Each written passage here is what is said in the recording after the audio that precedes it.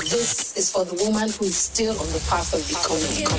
Let's be honest, your 40s will confront you with the life you've built, the choices you've made, and the ones you wish you had made sooner.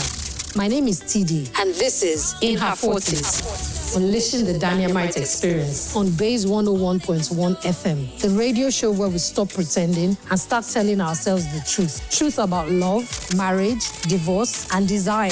About money and missed chances. Bodies changing, confidence rising, and learning to say no without guilt. These are real conversations for real women who are done shrinking and ready for clarity. In her 40s with me, TD. Thursdays at 5:30 p.m. on Base 101.1 FM. Hello, beautiful people. Welcome back to my channel, In Her 40s, Unleashing the Daniamite Experience.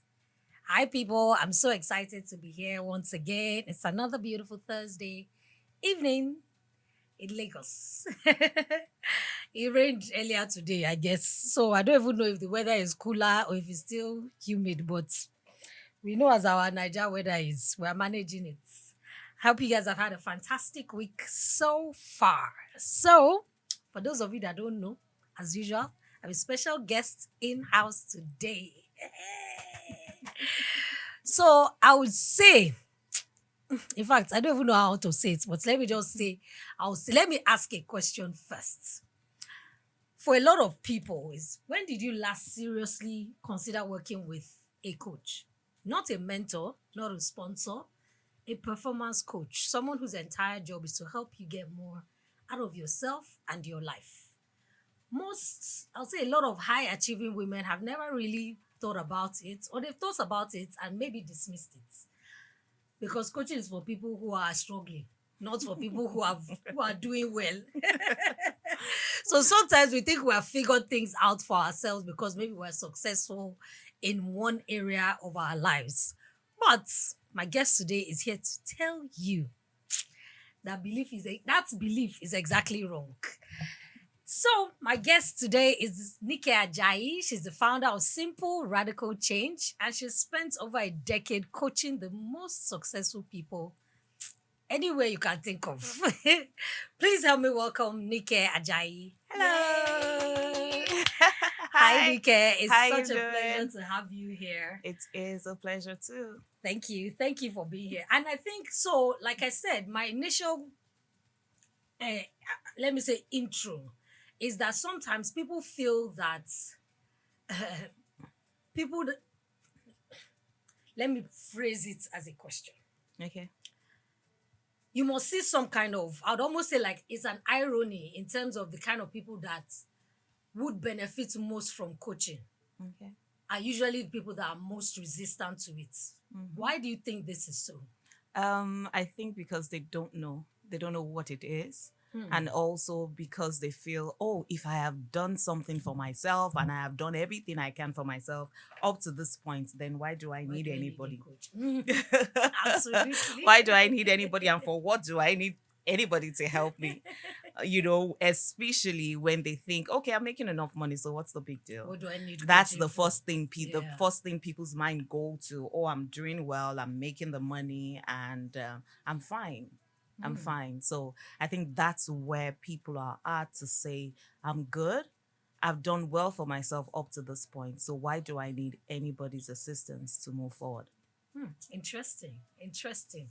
I think maybe there's a misconception in this space that you operate in. I think a lot of people think that maybe coaching is for people that are failing, or they feel that coaching is therapy. Or that a coach tells you exactly what to do. It's almost like someone just gives you a blueprint and say, do it like this, do it like this, do it like this. Or they feel like maybe coaching is for executives that their companies have paid for, those kind of things. Please, can you help us explain? That's so funny. So Yeah, some people will tell you, the company employs somebody, so we have weekly meetings, so we have weekly calls. But they don't really understand why the company invested in that. And funny thing, taking off from there, those who have that kind of attitude to say, oh, somebody paid for it or the company paid for it and I just have to show up, don't actually get the best out of it. Absolutely. They don't get the best Absolutely. out of it. So if we want to look at it in everyday regular terms to say, okay, why would anybody need coaching? There are some, we all can be an expert of everything. Yeah. Right. Yeah. And yes, we've done very well for ourselves, especially the high performing, high achieving people that I work with. Most people have done very well for themselves. So they have like a thing that is working. They have the strategy that is working. Now they happen to find that in another aspect of their life, something isn't working. That's because they don't know how to transfer You that see? skill, that strategy that is working here because they're not even aware of it. What's happening is that they are just doing things, they are running unconscious patterns, and they happen to once in a while fall into this bubble where they create a success. Yeah. But they are not able to identify what worked, how can I replicate what worked? Now, not just how can I replicate what worked, how can I take something that is working in this particular area of my life and then Sort replicate of. it here Okay. in this aspect that is not working. And so essentially, that's what a coach. Now, I say the word coach because you know carefully, because in Nigeria, we seem to latch on to one idea and then we would Everybody and their sister is a exhaust it. coach. Everybody is a life coach. Everybody is this kind of person. Everybody is a therapist. Everybody is this, right? But essentially, with someone who is skilled and certified to help you is first of all to help you identify the patterns you're running. These patterns are working well in some aspect. Now, how can we transfer them into another aspect that is not working well? Interesting. Interesting. I think so. I was actually going to ask, I don't know if you have answered it fully, but let me still ask. Okay. So Okay. they say most gen, mo- most people genuinely don't know what a performance coach does. Okay. Because you hear coach, and you just feel like, okay, yes, we have weekly sessions, we talk about what's going on, they probably give me some things to do and whatnot. So without experiencing it maybe firsthand, a lot of people don't really understand. Even when you say things like, oh, I have a session with my coach, and they're thinking, okay, so you're not paying somebody to do what exactly? Like, it's not mentoring, it's not therapy per se, it's not a motivational speaker. Like, so the question is, what do you actually do? Okay. Okay, so let me this thing you said reminds me of a gist about someone who worked with me eventually. She said she mentioned to her husband that, see, some aspect of my life is not working. Right? This thing isn't going well. It's not going right. And I need help. And the guy said, of course, now here's the usual gist. You have maybe even, or maybe for some people, is their friends. They feel like they know how to make it work. Yeah. I just wake up, make up my mind, I'm going to do this, and then I go after it, and then I get it done. So what's the big deal? If you just decide, just make up your mind you want to get this thing done, and you Focus will on your get focus. focus on your focus, be disciplined, don't be lazy, be this, get that. And then, she went on about that. And so when she spoke to her husband about it, her husband said to her, you don't actually need anybody to help you. You don't need anybody to help you. You can, if you just decide this is how you're going to live your life, make up your mind, pick a goal, go after it. You wake up in the morning, you go after it, you make it happen, and all that. And so for years, she struggled. She struggled as much as she wanted that to happen. She kept struggling. Now, here's what happens most times. Most times we've had experiences, we've had events have happened to us. And in one way or the other, they've kind of affected some things. They've affected how we think about ourselves. Yeah. They have affected the kind of thoughts we hold true and the things we don't hold true. They've affected quite a number of things. That's why sometimes some people consciously want to go after some things, Yes. but they notice that something pulls them back. They don't know what this thing is. In fact, I've had someone say to me, it's just a call. I could make this call to talk to this person, to say this thing to this person. But something internally keeps pulling me back. And I don't know what that is. And I don't know how I can overcome that. And so someone said to me, I've fasted, I've prayed. So what's happening there? Now, that's where I come in. I help you look at those things that perhaps consciously you've forgotten, but unconsciously, because see, our mind, we have two parts of our mind. There's a conscious mind. The conscious mind is what we use for analyzing, deciding. You decided today, hey, today I'm going to go white, and you're wearing white and you're looking motivated, beautiful. so you're and you're excited. wearing white. So that's the part of your conscious mind. Now, unconscious mind is like, it's a domain, the archive of all the experiences we've had growing up. Those times things have happened to us, Yep. that we've made a meaning of those things. And now those meanings we've made, they might not necessarily have been true, but they've kind of like created a shackle in our mentality, and we've not been able to go after things the way we want them. And so we look at those things that are actually stopping you from being the best you can be and doing the things you want to do. And so we begin to resolve them so that you can become this person that can do this thing you say you want to do. Not just do it once, do it like it's a regular, and even go beyond that. Awesome. I think to be fair, what a lot of people don't realize is when you say things like subconscious, most times we don't even know that those programmings are affecting how we do things, how we see the world, for example, the lens with which we're viewing stuff. So 2-3 people can experience the same thing, but their interpretation is completely different. Definitely. It's the way we can read the same book and we interpret it in two many different ways. you know. So more often than not, we don't even understand that this thing is operating underneath the surface. Because for me, for example, I'll use myself as an example. The first time I did NLP, and we did one exercise, and I realized that I'd always shied away from responsibility. Because I'm the firstborn of my mom. So growing up, I was always held responsible for anything that went wrong, whether I did it or my younger ones did it. It was pretty much like, you are the firstborn. Where were you? Why didn't you? And in my mind, I'm like, is it a crime to be firstborn? Because this firstborn, I'm not significantly older than my brother. I didn't realize that I held on to that notion of being a leader meant that you get blamed for everything. You give that experience that meaning and interpretation. That was the interpretation. Yes. Mentally. And somehow that just followed me through life. So I realized, I used to joke about I'm a fantastic second in command. But I never wanted to be the head that wore the crown. True. Because somewhere in my head, I'd associated leadership, responsibility with accountability in a negative way without seeing the positives. Until I had that breakthrough, I didn't even know that was a thing. Absolutely. I had no clue. So for me, it was almost like this journey is magic. Like there's so many eureka moments in your mind. You're like, wow, I didn't even know this was happening. Now let's talk about this experience you just mentioned, and let me show you something. Yes, it's true. The way your mom brought you up, or there were some things that were done. Yeah. That's true. That's the fact. You made a meaning of those experiences.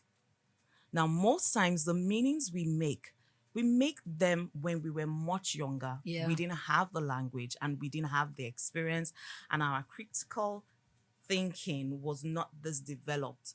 So most times we make meanings when we're much younger, but those meanings are not meanings that are empowering to us.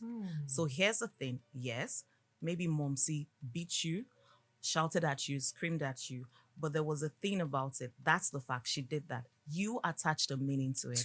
You gave that experience an interpretation, most likely an interpretation that did not serve you. I'm a fantastic whatever. Yeah. Now, that's the conclusion you made of it. Okay? Being the firstborn comes with a lot of responsibility and you're always blamed for things. Then you concluded by saying, I'm a fantastic second in command. I don't want to be a leader. I don't want to be a leader. Now, you've made that meaning. Your unconscious mind has received that thing and helped you store it. Now, talk where you grow up, you then now say to yourself consciously, oh, I want to go after things. You know, I'm made for more. I can do this. I can be this. I can be that. But here's the thing. Your unconscious mind says, no, that's not true. You've told us we are best second in command. You've told us being a leader is a lot of responsibility and that we shouldn't go for that. Yeah. And so people like you do this thing I call true lies. We tell ourselves lies That we have based on an convinced ourselves that it's experience true. or based on an experience that Yeah. happened. We give it interpretations and meanings, and then we lock in the conclusions. And most times the conclusion we lock in on are very limiting. And so you consciously advance, you grow up, you want to achieve things, and you want to go after some things, and then your unconscious mind says Something is to you, pulling you back. no, we're not doing that.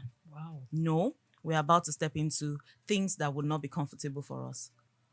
And then that's the point where you need someone to also help you identify it, because this thing runs in almost all aspects of our lives. Yeah. I And gave- it's automatic. Yeah. Yes, because you set it in motion. It's a Yeah. programming. You press this. This is what this is what you get out of it. Automatically. Yes. Yeah. And so imagine making coming to a conclusion at maybe 7, 8 years old and still running with that same program Yeah.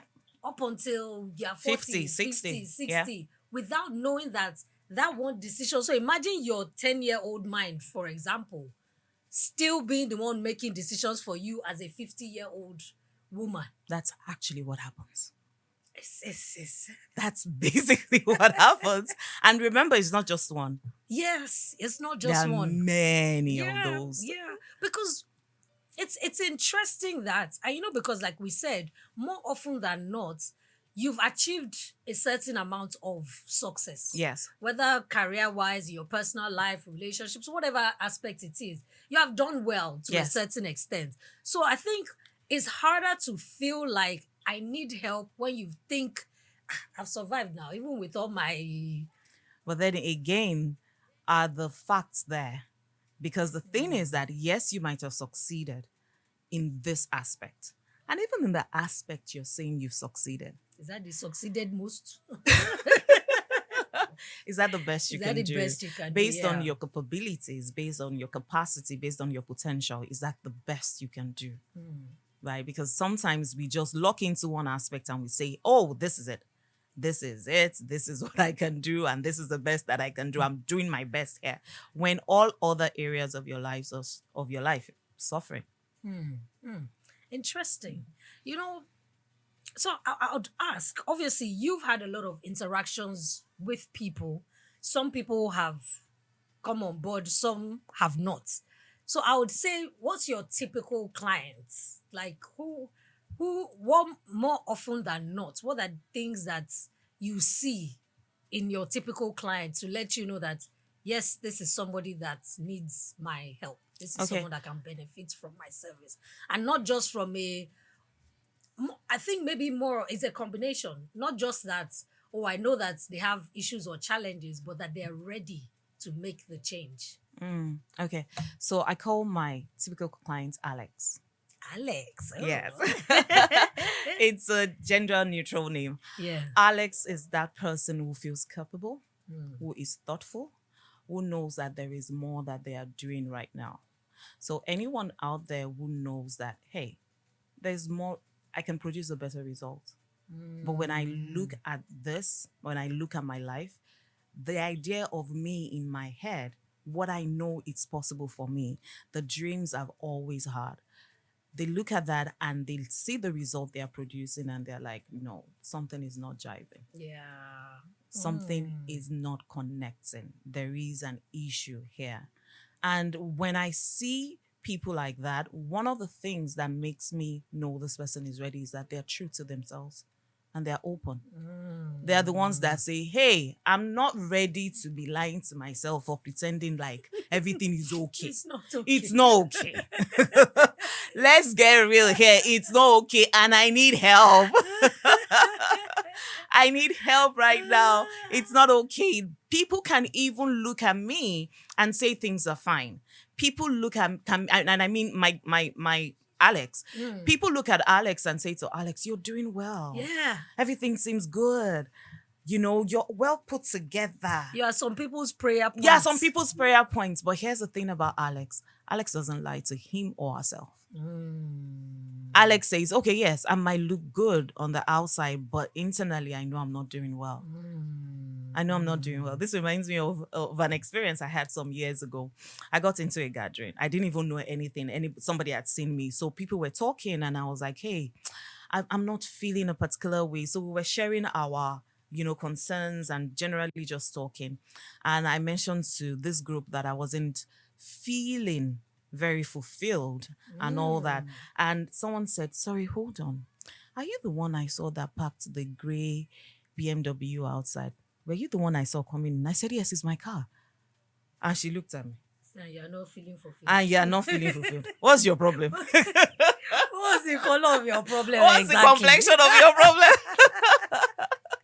And, while I laughed, and in the room that day, some people laughed and they were like, you're okay. All of us, we always have one problem or the other. Look at how you're well put together. You're fine. You're and all of that. But I knew internally I wasn't living to the best of my ability, to the best my capacity could produce. I knew that there was more. And so that's the kind of person, that's what makes me know this is my person, someone who is true to themselves, someone who is open, and also someone who is flexible to say, hey, I've tried many things, but I'm willing to try this so that I can be that person I honestly desire I want to be. Fantastic. So I think I'd mentioned it maybe in one of the podcasts or episodes, and I said for me I got to a point where I was fed up with being fed up. Yeah. Because it's almost saying that, like you said, there's that nagging feeling of I can do more or I can do better at whatever it is that I'm doing, or I've not even explored the possibilities that are available to me. And sometimes when you try to explain it to people, they don't necessarily get it. No. Maybe because they're not in the same headspace, or some are looking at you and say, you that I'm still looking at God and say, I beg, just bless me the way you are blessed. And then you are complaining, saying, better don't let thunder strike you. You are already comfortable. In this kind of a world, we judge success based on outward material things. Yes, material absolutely. things. And it gives people, and I think maybe that's why sometimes people don't speak up about these things. Because more often than not, the people around you, while they want the best for you, they don't necessarily understand it. Because some people are content the way they are. Some people are not even exploring to do any self-growth or what. I'm a good person, I make good money, I'm comfortable, I'm okay, full stop. They're not thinking of conquering world or doing anything, making impact. No. I'm fine, just the way I am, which is not necessarily a bad thing. But then there are people like us that feel like we can do more, we can stretch ourselves just a little bit. Yeah, because you find that sometimes, and that's where I feel like if you don't ask for help, then you continue to struggle. Because the asking for help is admitting I can't do it all, or I don't know it all. And I think that's the biggest point of vulnerability you need to get to.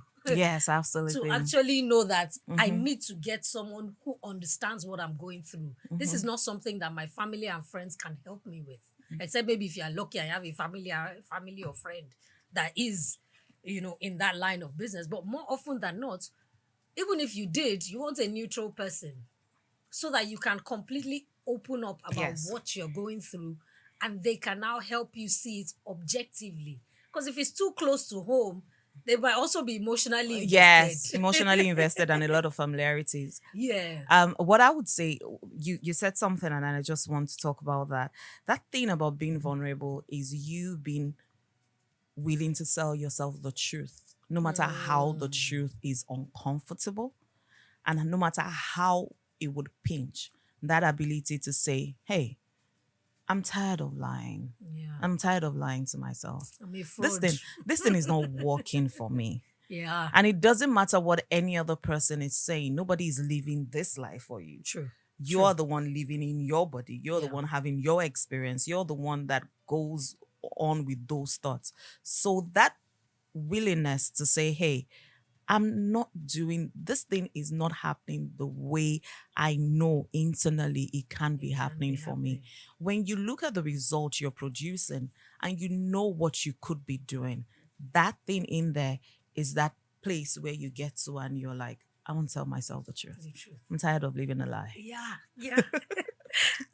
I know I'm always saying that. So when you do maybe a self-assessment, self-review, whatever, you have to be okay with it. The good, the bad, and the ugly. Yes, ma'am. Because you can't just take stock of the good without factoring in the bad or vice versa. Because at the end of the day, all those things sum up to make you who you are. Absolutely. You know, so if we look at it from I'll say maybe Methodology. methodological. Or what are you? It's okay. English It's is your okay. easy. English is our second language. You keep forgetting. So let's say, okay, for simple radical change, for example, what does it feel like on the inside in terms of you working with clients? What do you do that makes that difference for them Okay. or in their lives? So we had a conversation yesterday, Yes. and I'm going to refer that conversation. So first of all, what simple radical change is a way of modifying your thinking and behavior so that you can, I know already your mind has gone to some places that we talked about yesterday. Now, simple radical change is built on growth. And we define growth as the expanded capability to be, to do, and to have what truly matters to you. Be, do, And have what truly matters to you, not what matters to someone else. Not what your environment is dictating to you that matters. Not what society expects of you that matters. It's what matters to you. Now, that is where we come from. That is where everything we do is built on. Okay? One thing I have seen with people is this thing about them just wanting to go after something, not based on them, first of all, understanding themselves and understanding what truly matters to them. Now, I made a distinction yesterday, and I'm going to make that distinction again. Not what they think matters to them. Not what they are thinking, this thing should matter to me.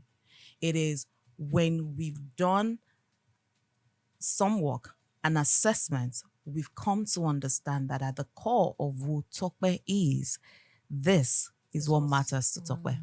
Now we build so the we sort work. of strip away We all strip the away noise, all the noise, all the true lies we've told ourselves, all the meanings and interpretation we've given past experiences, all the things all the borrowed goals, what we've come that to. has influenced us. That maybe has influenced society, us. So we background. strip all of that away and we get to meet Tope at the core of what Tope is. And that's understanding what's Tope's priority, what's Tope's value. Now, when we start from there, we are now dealing with the person that matters. And so things are built from that level. Not, again, people have come to me saying that, oh, I have 7 goals. This year, I have 7 goals. And I've been like, wow. You do realize that you're no longer that teenager you were. You're no longer that person that you were in your 20s and your 30s where you had the emotional bandwidth, the mental bandwidth, and all of that. So we can't do that. And it's not possible you give 7 things equal attention. Even 2 things, you can't give it equal commitment and attention. True. You can't. So let's strip away the noise. We first of all strip away the noise and get to meet this person and what matters to this person at the core of who they are. What makes this person tick? What's the unconscious reason for this person's do's and don'ts? That's where that whole thing is built from. Oh, wow. You know, so I'm biased, in case for the people in the audience that are not aware. I'm biased because this is my coach. So I've experienced it. But I would ask for people that don't necessarily know and people that are listening in, what's the most common results your clients would typically report to you? Not like a polished testimonial, but like the actual thing that they will tell you that like maybe this is what I got out of this, or this is what this did for me. Okay, so quite a number. The first one I want to talk about is all my life before I met you, or for a long time, I've struggled with this. And now, not only am I able to do this thing, I've done it in this area. I've done it in this area. I've done it in this area. I'm going to pick an aspect of life that I know that most would really connect with many people. I've had clients who've come to me and at some point they've never been able to make a particular amount of money. Right. I know people like to hear about money. Yeah. I'll give other examples too. They've never been able to make this amount of money. They thought that the money or the resource was the issue.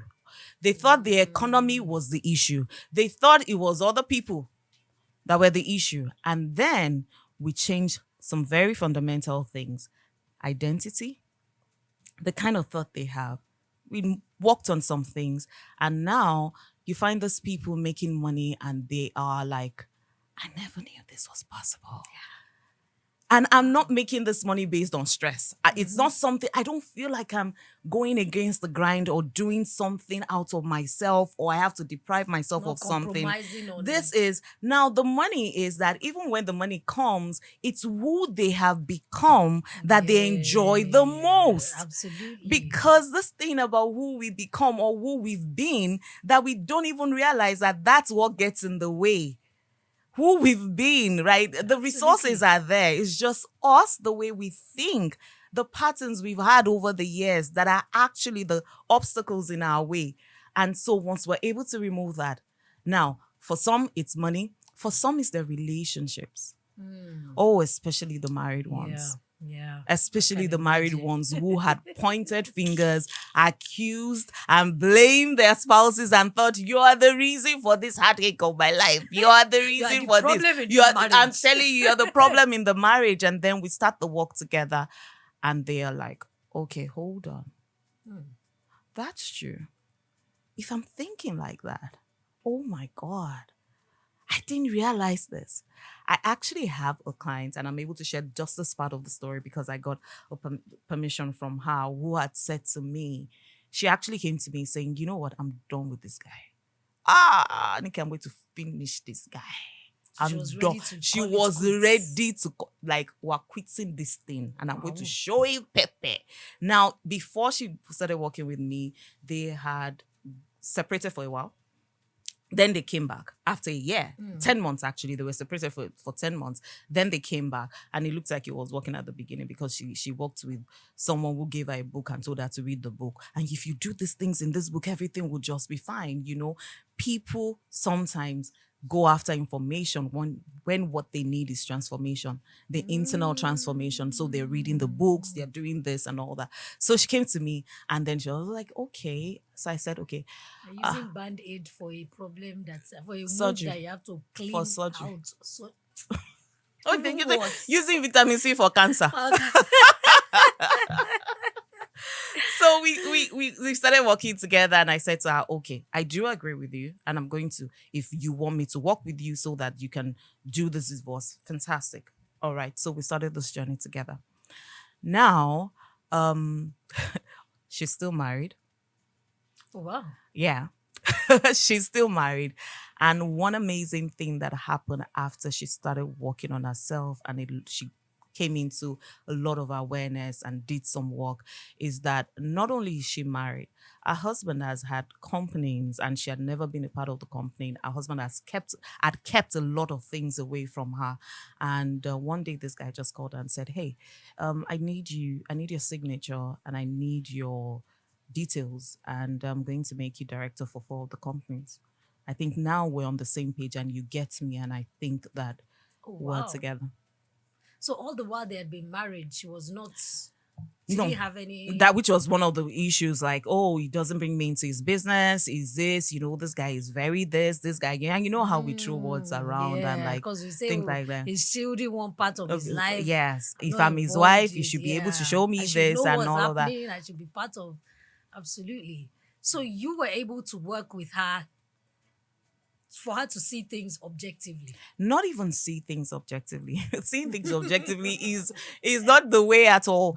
It's that there is a person we had become, or there is a person she had become. based also on past experiences Yes. and the meanings and interpretation she gave those past experiences. Let me give you a personal example. There was this time, my husband came to me and someone had said something to him about me. And so it was telling me about this. And, as it was telling me, I was looking at him. I was like, oh, really? Interesting. And, he was just talking. He was giving me details. Okay. He was telling me what had happened. He was gisting. But what I was then was not hearing gisting. I was hearing criticism. I was hearing blame. And I was saying to myself, this guy doesn't care about me. He doesn't have my back. I can't trust this guy. Because if you're coming to tell me this, that means you believe it. You sat down there and you listened to all of this. Yeah. That means you're not on my side. I can't feel safe with you. Right. Now, yes, the fact is that event happened. He came and he talked to me about it. But I attached my meanings to them. Yeah. I gave things my own interpretation. Now I came to a conclusion. I can trust this guy. And based on that conclusion, I started relating with him and dealing with him based on things. There were things I didn't do because that thing was running in my head. You can't trust this guy. There were things I did simply because I felt, I can't trust this guy, right? Now, that's something, that's what we, yesterday we were talking about this and I said, that's the true lie. We all tell ourselves true lies. And it's like, yes, an event happened, but we own on one part of it and we latch onto that part and we delete the remaining parts. Yeah. And so now that is even part of the things that we do habitually. That's who we have become, right? And there are many other examples. So this person who would look at things in snapshots and not be truthful and objective and look at things entirely, because when you look at things holistically, you come to a different conclusion. Absolutely. Right? So now the person who does that is what we work on. Not objectively. No, these are not, when we say objectively, we're still talking to the conscious mind. The issues here are deeper than just coming to say to somebody, don't do this. If you don't do it, this is what will happen. No. Let's understand this person. Let's look at this person's habits. Let's look at how this person thinks to be having this problem. My coach says to me, all problems are problems of poor thinking. Interesting. Because the way you think would affect the way you communicate. It would affect the way you behave. It will even affect how you see the problem. Yes, ma'am. Interesting. As you were talking, there was something that came to me in terms of like when people have things like biases and co. Okay, before I get into it, I always forget this newness. Please, hello, my beautiful people. Don't forget, you can call us or send us a message on WhatsApp.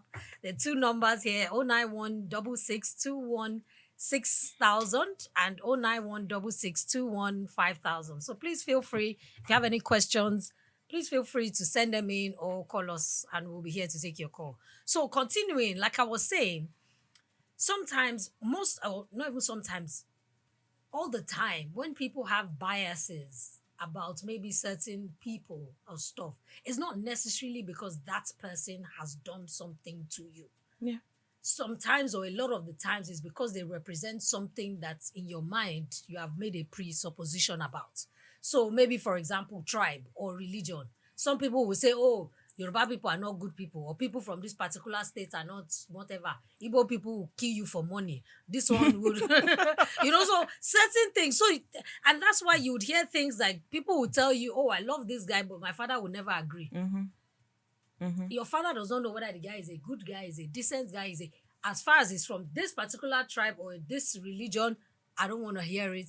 I'm not having it. I'm not. So that person has closed their mind completely to the possibility of that now. And then in that situation, you can fully justify it. So just bringing it back to what you were saying in the sense that those true lies, we can justify it. Let me collaborate with what you conviction. just said. Now, what made me, this particular event I'm talking about with my husband, what made me come to that conclusion was because also what I had heard growing up. Right? So that's where we're talking about biases. I'd heard that, you know what, the family of the husband, this is what they do. They're trying to do this because the person that spoke to him was his family. And so as he was saying that, should be truthful. Now, when this event happened, that was not the way I was looking at it. It was years later when, with the help also of a coach, when I went back into that event, there was a thing the event meant to me. And there was a way I saw it then. Now, okay, so what happened? The fact is that this happened. Then, based on who I was, what did that mean to me? Right? Now, talk about the truth is, the same you that woke up today is not the same you that will be going to bed today. Yeah. Because we grow, we learn, and based on what we're exposed to per time, some part of us changes. True. Now, here's now the third part to it. Based on who I was when I went back to this event, meaning what I was exposed to, the understanding I have, the level of growth that had happened, and all of that, the way I'm thinking differently, can I go back to that event with all those resources that I now have and go back and evaluate that event? And I realized that I gave that event that interpretation then because I was scared.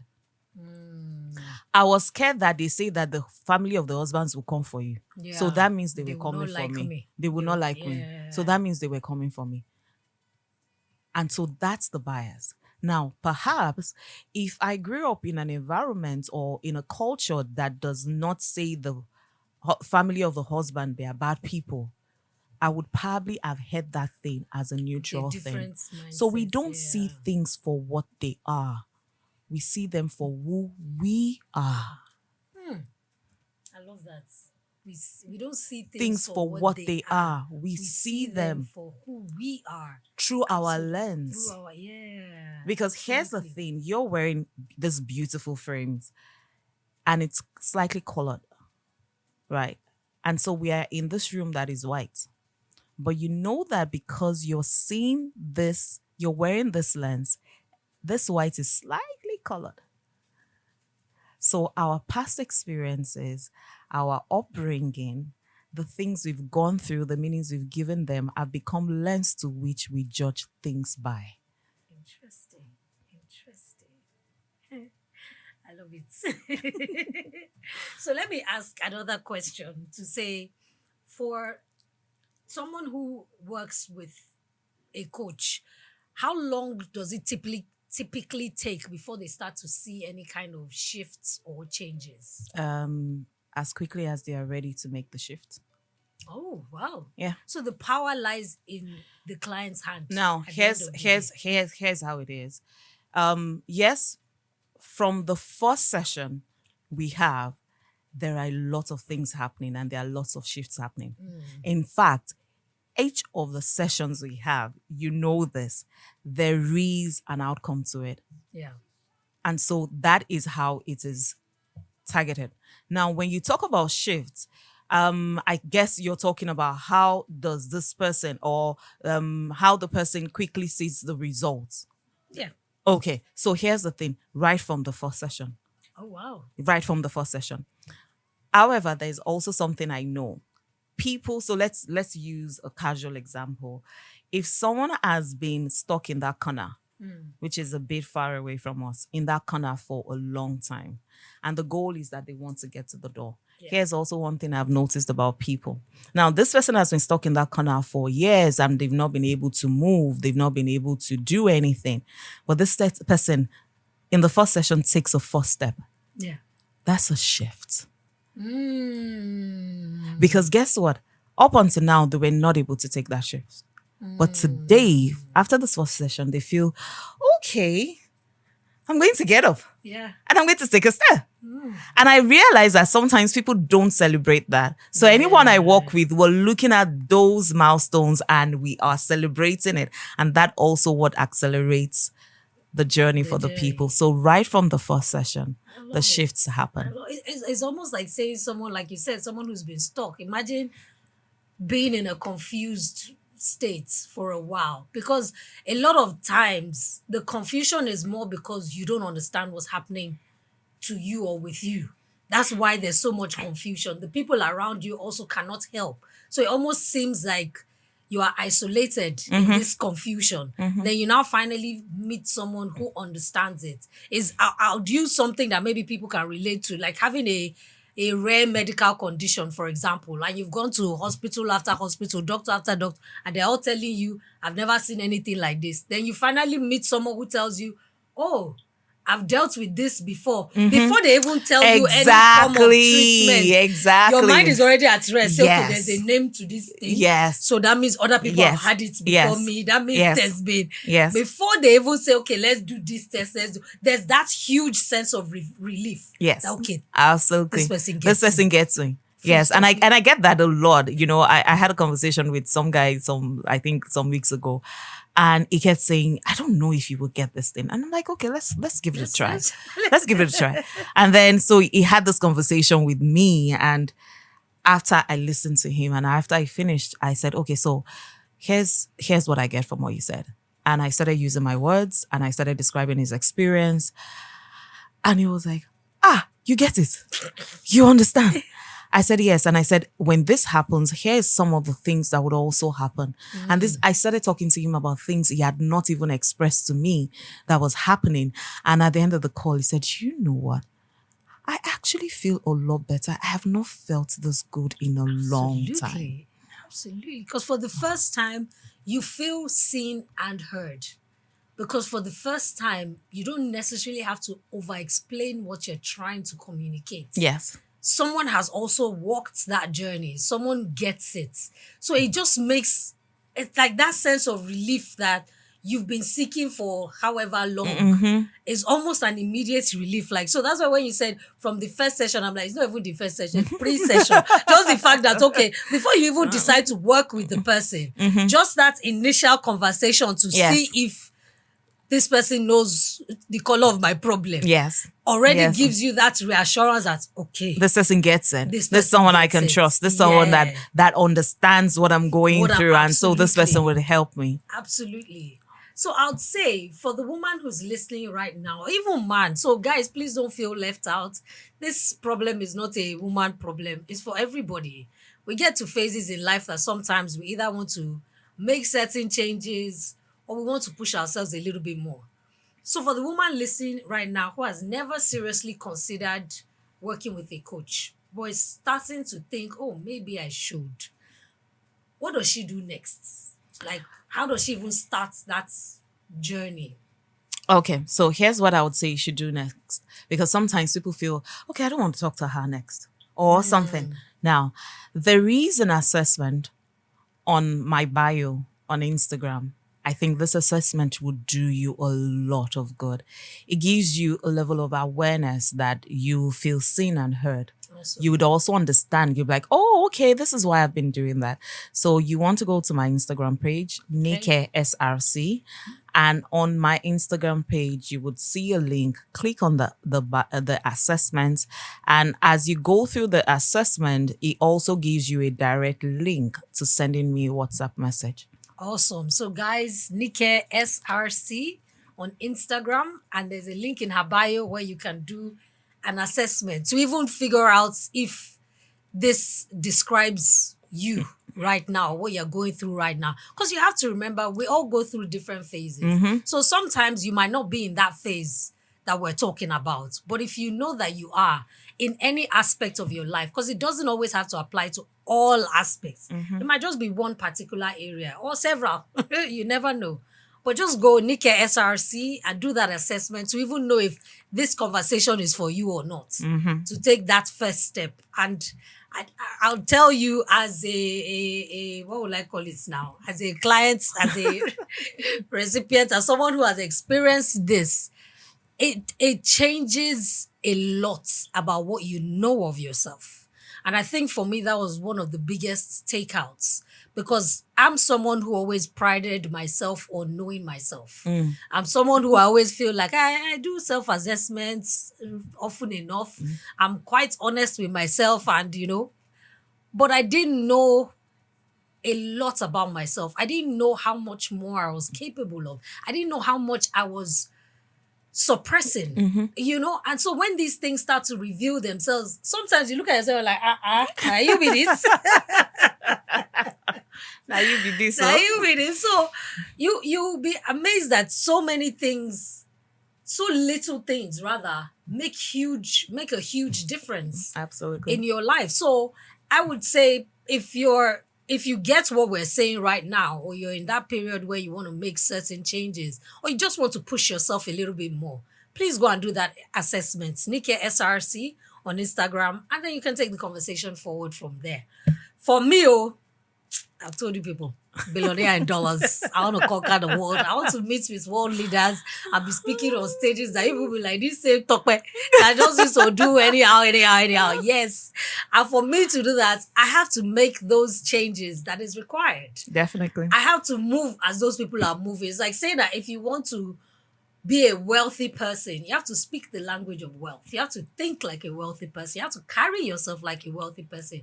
And so it's the same sort of formula for anything that you want to do. Definitely. You have to do what those people that have done it before you are doing or have done to sort of see those changes. So for me, I need help. I will shout it loud and proud from wherever. And you're not ashamed to say, I need help. help. No, it also took me a long time to get here. So I can understand that. Of course, people would hesitate initially. Sometimes you might even try certain things that might work, might not work. When you say it took you a long time to get here, I have one question. Okay. And the question is, when you look at all the things that now that you're here and you look back and you look at, let's say you had a year period to get here, you looked at all the mistakes you've made.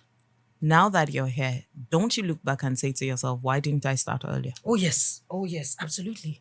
I just imagine it's like when you're afraid of starting a new project or idea and then you finally start and you're asking yourself, why was I so scared? Or why was I so worried? Why didn't I get onto this in quick time? Because you've made mistakes, you've wasted efforts, you've spent a lot of money, you've wasted a lot of money that you could have saved yourself from. Yep. A lot of heartaches that you could have saved yourself from. Absolutely. Fantastic. Thank you so much for being here. It's always as a pleasure. Usual. Yes, the time just flies. The time just flies. It's been so fantastic having you on the show today. And thank you for helping us shed lights to an aspect of, I would almost say, an aspect of life that people sometimes don't understand or sometimes don't even know how to start that conversation. And I feel like if you're a high achieving person, it's okay to ask for help. Definitely. It's very okay to ask for help. Definitely. So don't forget, Nike SRC on Instagram. Just try the assessments and you'll be surprised. You'll be amazed what you find out about yourself. Thank you so much, Nike, for being here. It's my pleasure. And thank you to our awesome leaders. It's been fantastic having you guys listening to us. See you same time next week. Love you. Bye. Bye.